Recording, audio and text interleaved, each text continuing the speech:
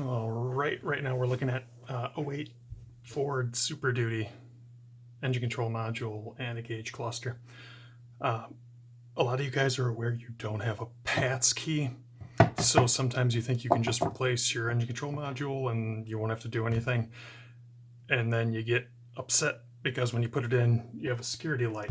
So what these things do have instead of a security key is there's a security parameter reset that needs to be done after you change the engine control module. Now right now I have done it with this module and this cluster. So I'm just gonna power it up. You'll see the theft light turn on, then turn off. I'm gonna turn off the power, unplug this thing, plug in the one underneath it, same part number, and theft light's gonna flash. So let's go ahead.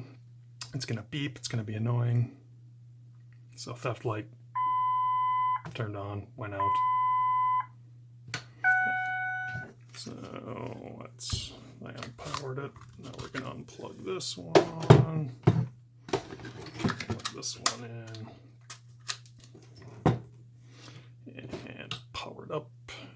Keep an eye on the theft light. Stays on. So if you've run into this issue, you're going to need either the official Ford software, IDS, FJDS, I think it's called, or a good locksmith tool that can do the security parameter reset. And after you do that, it's good to go. It'll be just like this other one. Light goes out, truck will start. So if you run into any issues, give me a heads up. I can do this off the vehicle for a lot of different models. And if I don't have a harness made, one can always be put together. So good luck out there.